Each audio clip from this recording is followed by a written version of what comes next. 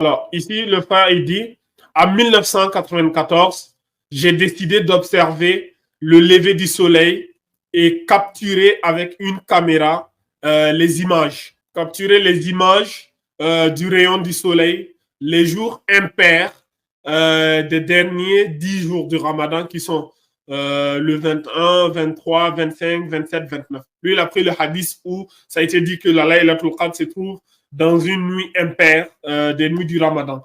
Donc, il a acheté des caméras sophistiquées pour analyser cela. Il dit, j'étais à chaque fois dans un pays différent. Il a été aux Émirats Arabes Unis, en Égypte, en Allemagne, afin de diversifier les endroits.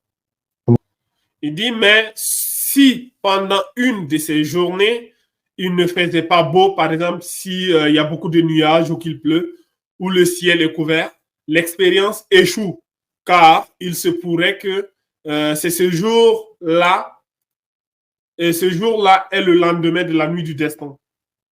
Et il dit, et que je n'aurais pas pu observer, car ce serait les nuages qui auraient caché les rayons du soleil et non pas un autre phénomène.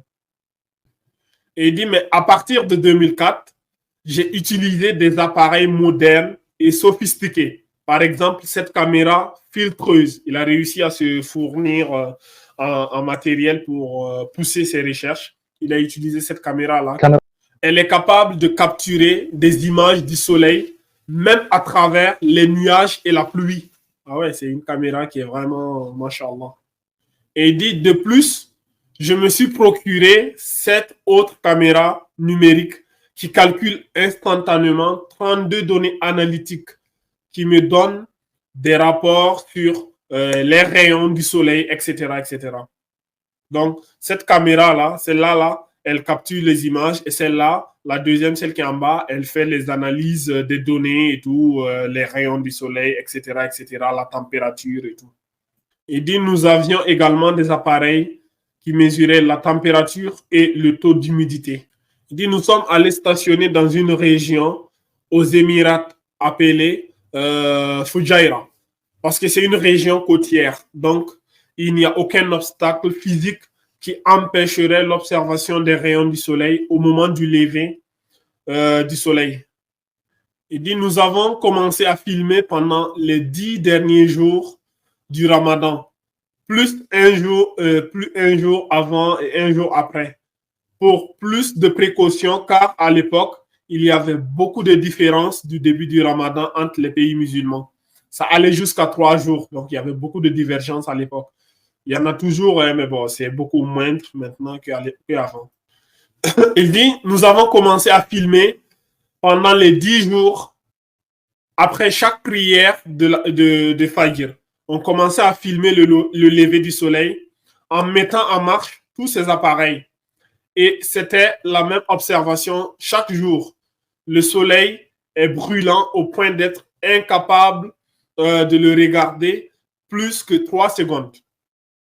Donc, il dit que la plupart des jours, le lever du soleil est brûlant. Ils étaient incapables même de le regarder plus de 3 secondes tellement il y avait des rayons et tout.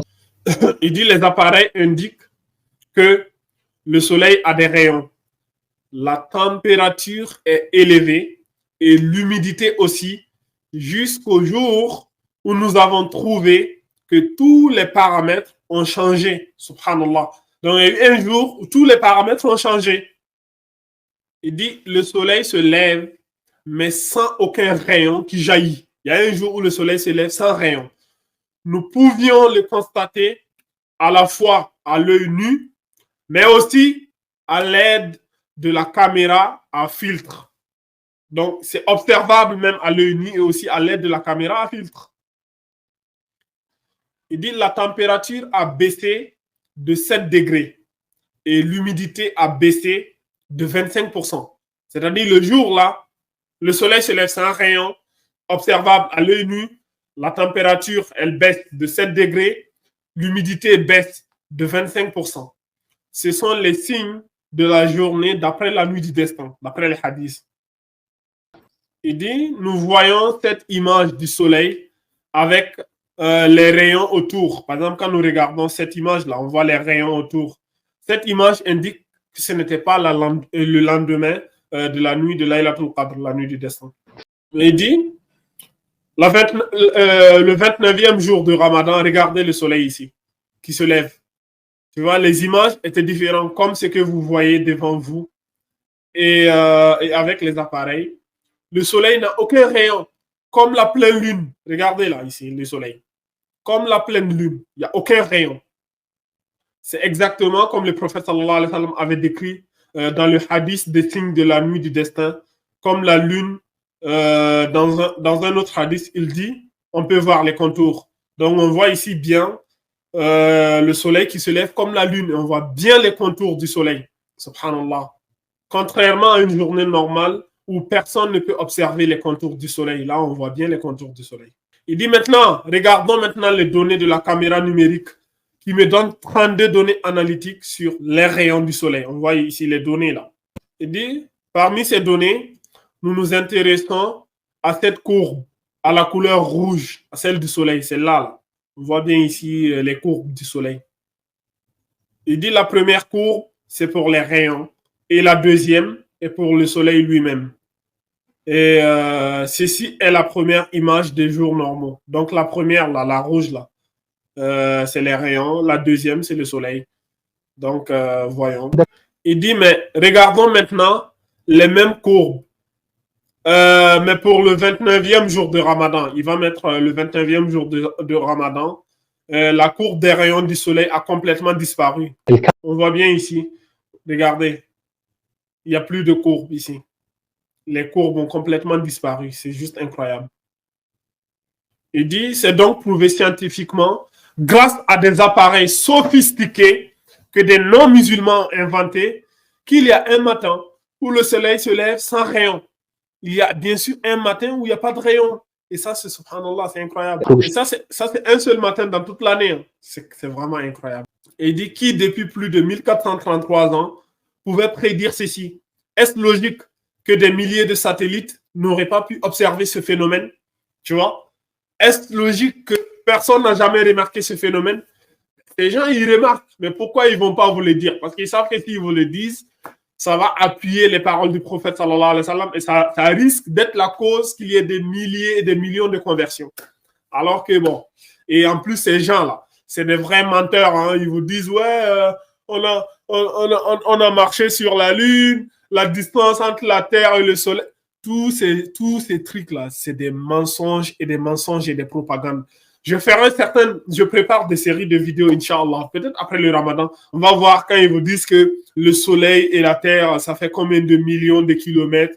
Tout ça, c'est des mensonges. C'est prouvé scientifiquement et même l'islam est contredit tout cela. Mais c'est pas le thème de cette vidéo, Inch'Allah. On aura une autre opportunité d'en parler. Il dit, c'est plutôt parce que ce phénomène est en accord avec ce qui a été révélé dans le Coran. Il dit, ce que je souhaite, c'est que de la même manière, les scientifiques du monde se ruent en Nouvelle-Zélande, en Alaska par exemple, pour observer d'autres phénomènes tels que les éclipses qui se dépêchent aussi pour observer ce phénomène extraordinaire. Il dit, j'espère que ces informations seront diffusées à très grande échelle.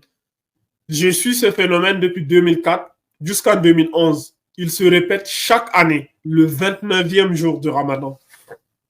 Le gars, il nous dit qu'il suit ce phénomène depuis 2004 jusqu'en 2011, certainement l'année où il a fait cette vidéo. Et il nous dit chaque année, ça se répète. Les mêmes phénomènes. Donc, ce qui veut dire que la nuit du destin a une date fixe, bien qu'il y ait une divergence à ce niveau entre les savants.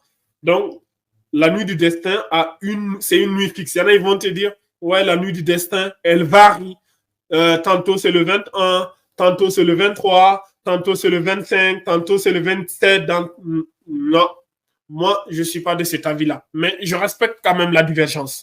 Et Allah, il dit, mais comme il est cité dans le Coran, c'est la nuit où nous avons révélé le Coran. Comme j'ai cité le verset qui est dans la sourate Al-Qadr, Allah, il dit, Inna anzalnahu fi laylatul Qadr.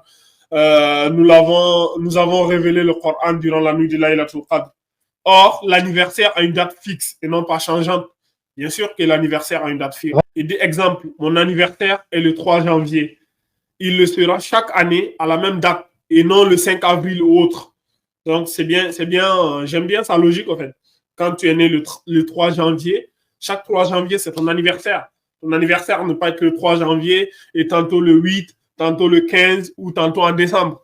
Donc, il y a une date fixe. Si là, il a tout le cadre, si c'est le 29e jour du Ramadan, ça veut dire chaque 29e jour du Ramadan, c'est un peu comme si c'est l'anniversaire de Laylatul Qadr, même si je fais attention avec ce terme anniversaire. Mais néanmoins, vous comprenez l'idée qu'on veut dire ici.